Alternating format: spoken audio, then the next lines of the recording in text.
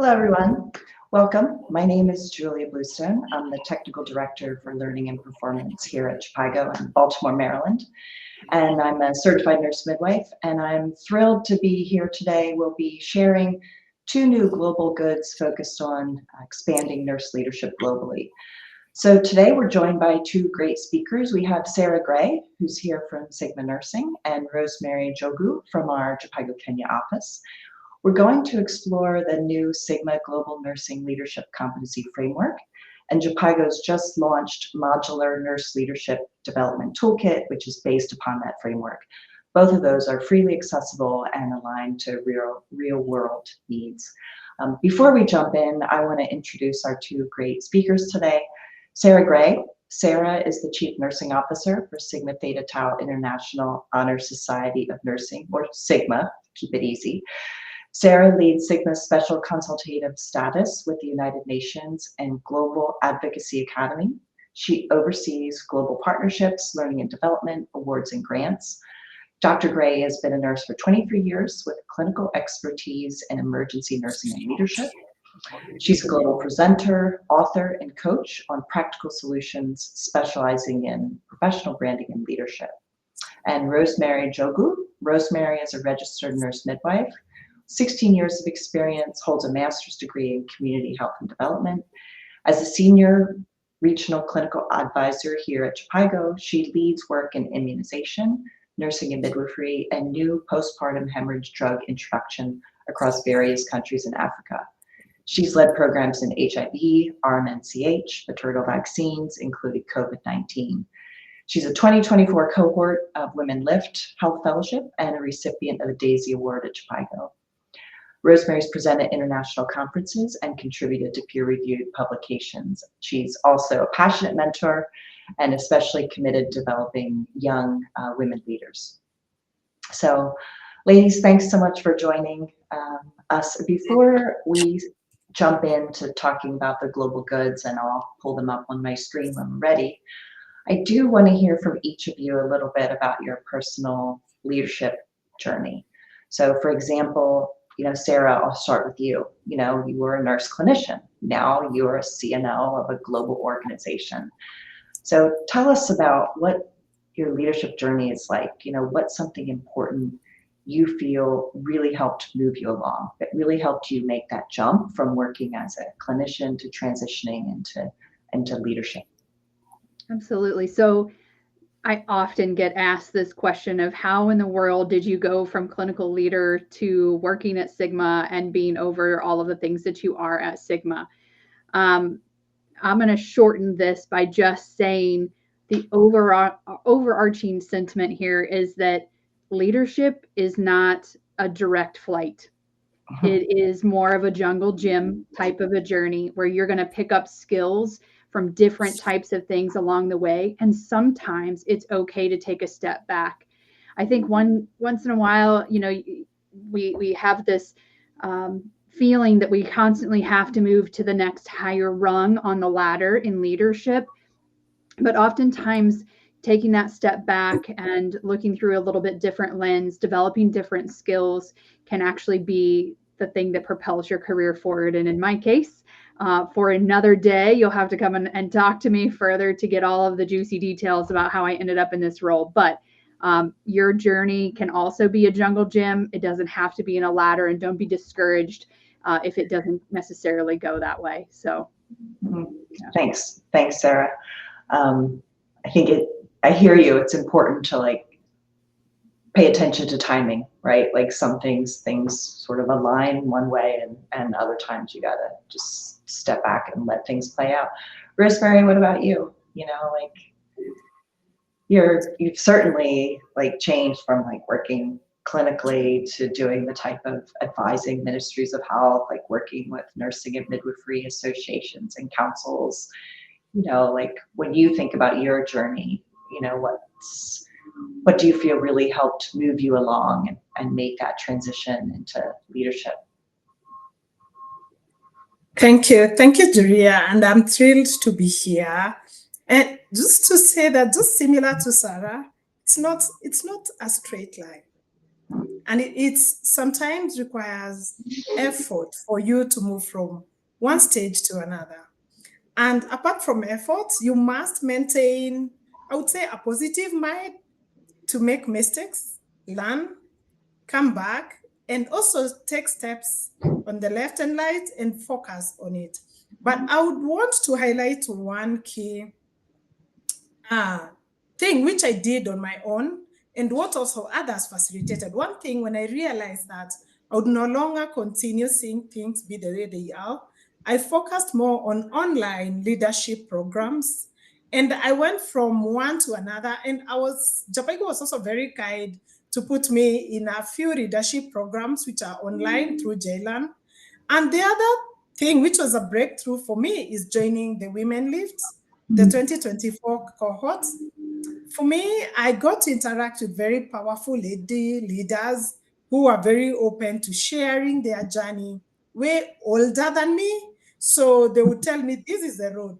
I've walked this journey. So, and you got to trust if an elder tells you what they have walked and the mistakes they have made, but they have succeeded. That's where they are as a mature leader, as a seasoned leader. So I use that as time for me to learn to give space, take space, enjoy with others, create men allies, try to discuss and give feedback, grow myself academically, grow myself through sharing. And so it has been a journey. I can take a whole day to talk about my journey, but I just want to say is through building myself and through learning and working with others has been the game changer. Thank you. Yeah. I like I like what you said about being positive and like listening to people that have gone before you and creating allies. You know, it's so important, especially, you know, because so few women are in leadership in global health compared to men. You know, you think about delivered by women, led by men, that report. So having allies is so important, and being positive, you know, to moving forward as a leader. So with that, thanks, Sarah and Rosemary. Let's move to highlighting some of the global goods we're really excited to share today. Sarah, I'm gonna pull up my screen, and we are thrilled to see, sorry, it's taking me a little bit.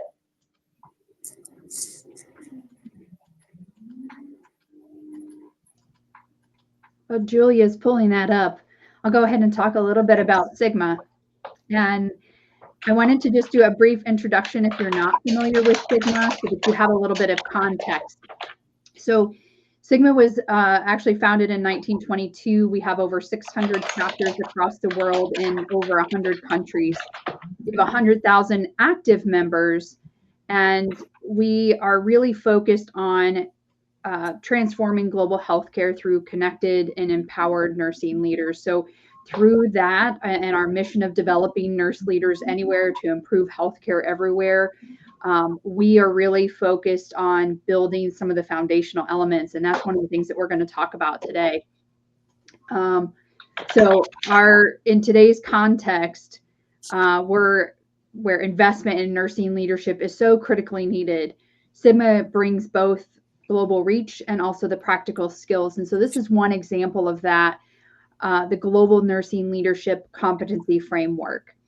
This particular framework was built in order for nurses worldwide, so this is applicable across the globe, for them to reflect on their own personal journeys, their behaviors, and how that shapes impact in their career. So it is freely accessible. So please feel free to go to the sigmanursing.org website, type in Global Nurse Leadership Competency Framework. You can actually just Google that and it will also pull it up. And you'll be able to access all of that information and the assessment for free. You do have to put in your demographic information, your email in order to get it.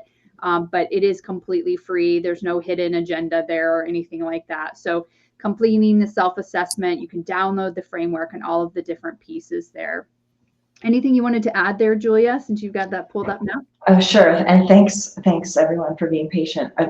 I apologize. I meant to say this at the start. You know, those of you that have joined, please, you know, chat in comments or also any questions you have. If we can't respond during our 30 minutes, we'll be looking at the questions and can follow up or post some things on our LinkedIn post later. So please go ahead and post in your questions and challenges.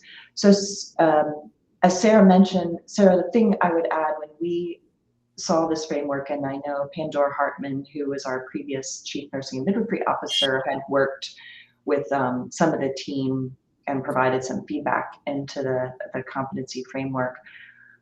You know, we were thrilled to see something so structured and also like a self-assessment tool focused on behaviors, not knowledge and skills, but behaviors. What is it that you do? So Jhpiego, like, was thrilled to see this out there as a tool that we could use for nurses or nurse midwives that would like to assess and improve their leadership development skills. I don't think there's anything else I want to add. I will say, like, for the self-assessment, you know, it's a significant and thorough assessment. Like, I think it took me like 45 minutes, you know, to go through everything in detail. So just highlighting that I think congratulations to you and the team that worked on this and how useful I think it'll be.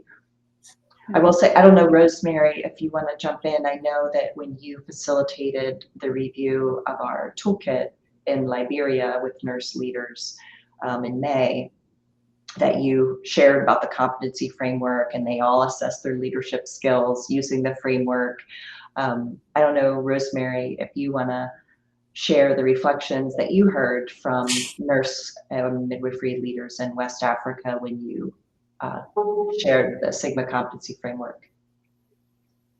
Thank you, Julia. And I want to mention one thing from the self-assessment, and that's, I think it's the most amazing part of the competency, because the leaders in Liberia, they were very clear that when we did the self-assessment, we were not very sure if we were leading at this level. We thought we knew what leadership is. We thought we knew how to do governance. We thought we knew how to look at matters to do with political survey in a different way. But looking at where I'm raging now, looking at where I'm raging with the communication, they felt after doing it, I'm not yet well built to be a leader. I need to do more. And to me, that self-reflection of I need to do more, I guess is a starting space for us. If you want to grow in leadership, you must do self-reflection.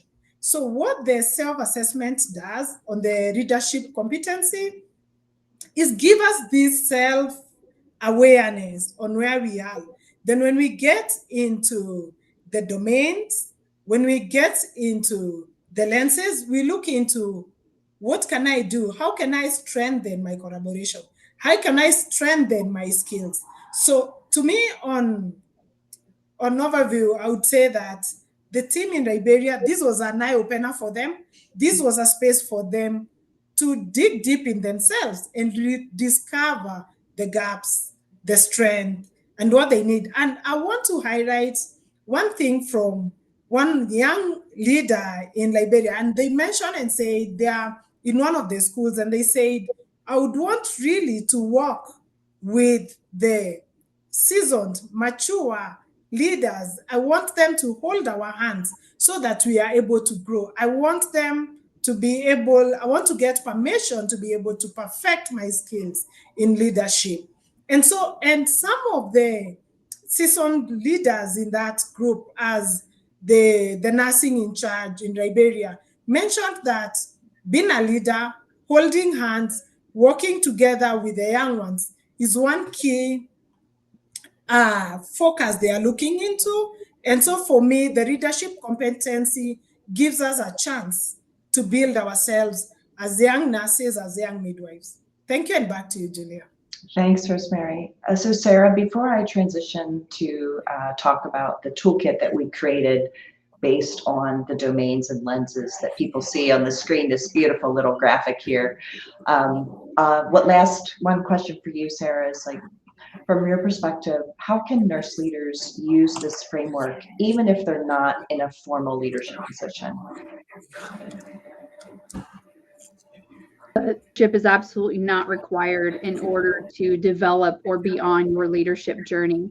We often think of leadership as being about a title that you have, either within our cultures, but it really is not. You can have informal leadership and a lot of power and influence and advocacy and all of those things, whether it's in your actual job or whether you're doing that advocacy and leadership work completely outside, and for other types of projects, or maybe it's associations that you're volunteering in to help develop those skills. So there's a lot of different opportunities within your workplace, but also outside of your workplace to continue to hone in on these skills. And to Rosemary's point, to find those mentors that will continue to guide you. This particular framework does come with the roadmap of what you need to work on. So it's going to point you in the right direction. It's not just the self-assessment.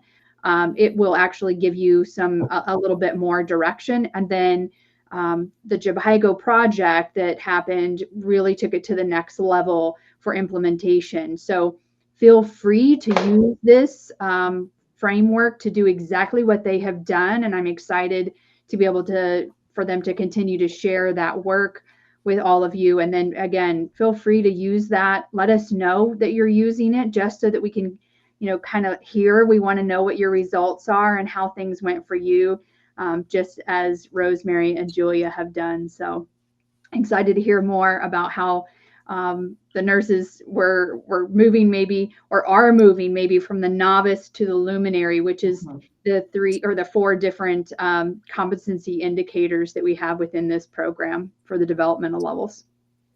Thanks, Sarah. And I didn't think of this before now, but like, it does provide a nice diagnostic, which I should have, I could have shared mine, but I'm not going there, like where you're strong and where you're weak. And then you can use that to focus on, getting better in those skills. And so we, as I mentioned, we were so thrilled to have a global competency framework that's validated, that had key inputs from representatives at ICN and other, foundational organizations.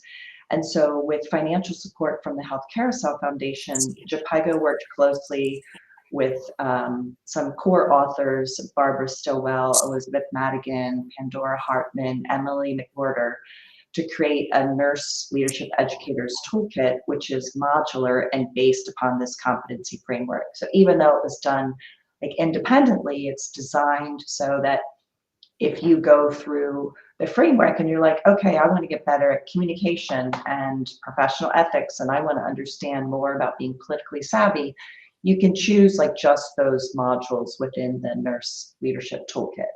So Rosemary, I'll switch to you in a second, but on the screen, you can see the nurse leadership toolkit that we created based on the framework. So all the modules map back to a competency framework. We did make a couple decisions. We did decide to focus the nurse leadership toolkit on helping nurses get to the competent level of leadership. Because what we see in the State of the World's Nursing, the most recent State of the World's Nursing report, is that only 25% of LMIC countries reported having any type of nurse leadership development program. And most nursing attrition, the majority, happens in early career. So we wanted something that would be very useful for early career, early leaders, rather than more senior level leaders. For instance, ICN offers a very senior level, nurse leadership development program. Our toolkit is targeted at more basic leadership competency, because we wanted to make an impact on reducing attrition and improving opportunities for young nurses coming up. So this toolkit is available if you go to jhpiego.org, and we'll post the link in the chat. It's linked directly off our nursing and midwifery section of our webpage, so you can access it there. And it is, designed that it can be done independently. for self-study. It's designed that you can use it for instructor-led training. And we are excited to launch, hopefully, our first cohort of nurse leaders, hopefully in Kenya. We should get a final word on that within the next week or so. But Rosemary, thanks for being patient. I wanted to give a little bit of that preamble. I'll hand it over to you. Thank you again for validating the toolkit in Liberia, and I'll let you take it from here. Anything else you'd like to highlight for our audience about the toolkit or the feedback you received? Okay. Thank you. For me, I want to start by saying the most amazing thing about the nursing leadership toolkit is the flexibility. And soon after I look at the core principles of nursing leadership, I will show you how flexible this toolkit is. And so just to mention some of the 6 core leadership principles, it's more on know yourself. And I always reflect on know yourself. And I'm like, a leader who knows themselves, then they are likely to lead others very smoothly. You know your weaknesses, you know your strength, you know the day you don't want to go to the office and face everybody. You want to close the door and first reflect on yourself because it's overwhelming as a human being. So getting to know yourself as a leader is an important core competency for this and a big principle for us to practice. Then keep learning, update yourself, read and read and read and reread and repeat reading. Because in your area, if you have to become an expert, you must read, you must learn from the others. Do not shy off from feedback. Do not shy off from discussions to have a deeper understanding. Then understand emotions. I will not labor much on that. I mentioned it earlier that you must know yourself.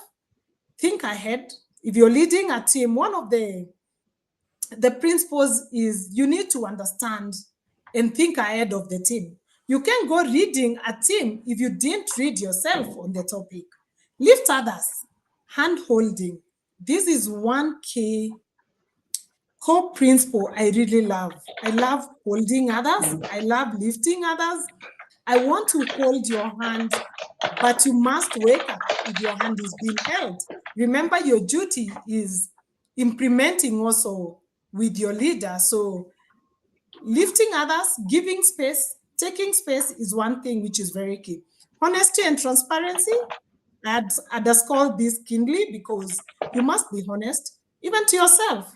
Sometimes we look at honesty to others, but to self too.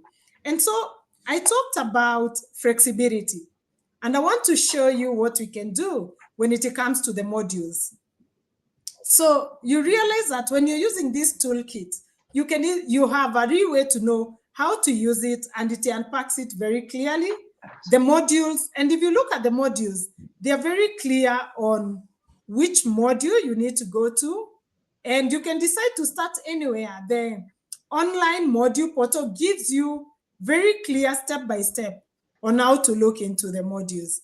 And so you start with a self-assessment, and I talked earlier about the self-assessment where you need to know where your weaknesses are. And sometimes I don't call them weaknesses. I'll call them the opportunities, because if you strengthen them, then they become your biggest strength. So some of those opportunities, where do you want to strengthen? And so you fill your gap as per your self-assessment, and you can decide in the modules. And Julia, we can go to the modules to just navigate through. You can decide after the self-assessment, then my biggest challenge is in transformation and change. My biggest challenge is in communication. So the 10 modules are organized in a way that they are flexible, they're dependent in sub-modules, so that you can be able to go in there and discuss further. And at this time, I want us to look at one of the modules, Julia, and we can look at the maybe communication module, because we are in LinkedIn and everybody needs to communicate. Everybody needs to understand each other. Remember, it's not communication if you don't understand what I'm saying. So if we look at the communication module and we go to what are some of the modules or micro modules in Oh, this sorry. communication Here you module. No worries, Julia. And in this, the modules are organized in slides. They are organized in resources, so you can even refer and get enough information to be able to get an in-depth of the micro module. So just looking at the communicating with clarity and transparency. I want us to reflect on that for just a few seconds. Can you imagine if every communication you did today was with clarity and transparency, and everybody was able to understand what you meant and how you want them to react? They reacted the same way you wanted. So that means you are likely to get the best results of your day. But if you're not clear in your communication, then it becomes very difficult. And then inclusive, authentic communication. And when you dive into these modules, and I'm just giving you a tip of the iceberg, and I wouldn't want to unpack for you the modules because I want you to go in there and look at even a micro module. And when you look at inclusive and authentic, you'll understand why even you don't include some people in some meetings, and then others are included. You'll understand why you need everybody on the table. So communication is key. And at this point, Julia, I want to go back to the window of the materials to show everybody online how you navigate through. So communication is key.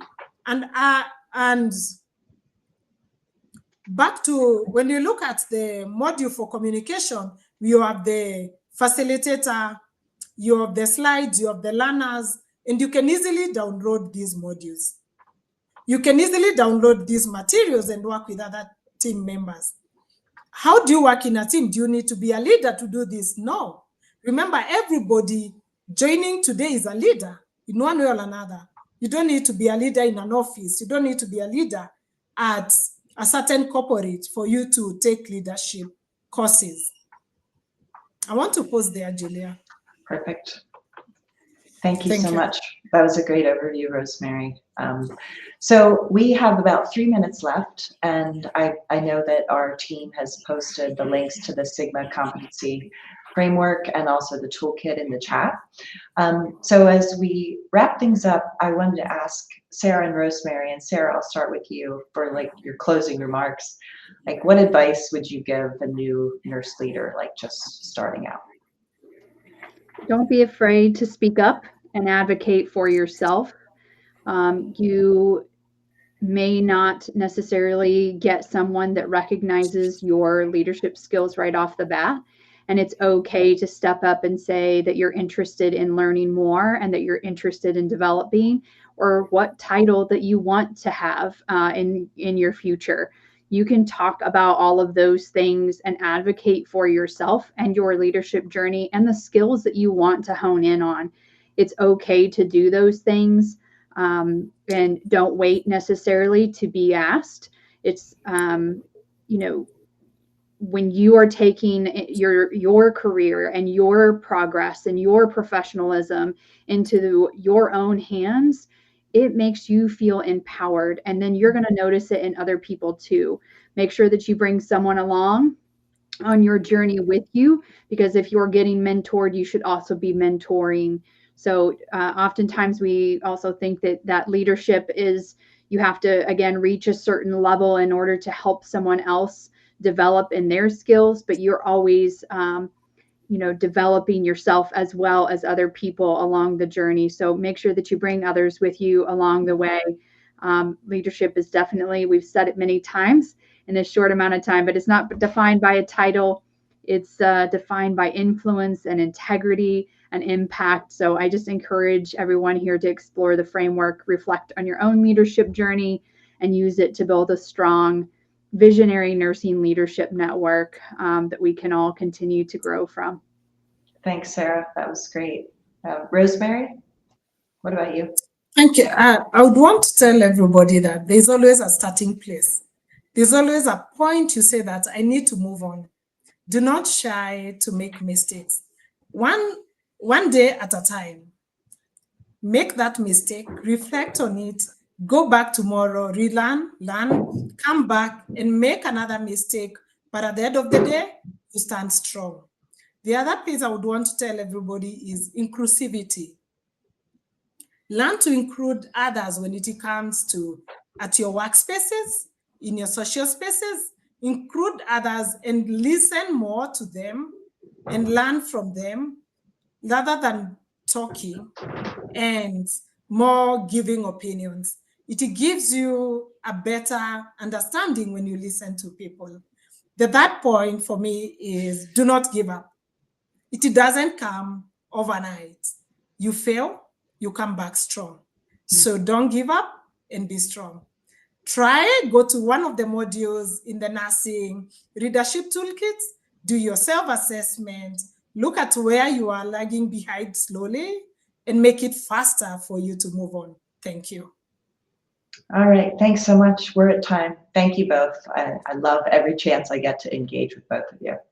Bye, everybody. Bye. Thanks, Julia. Thank you. Bye, everybody.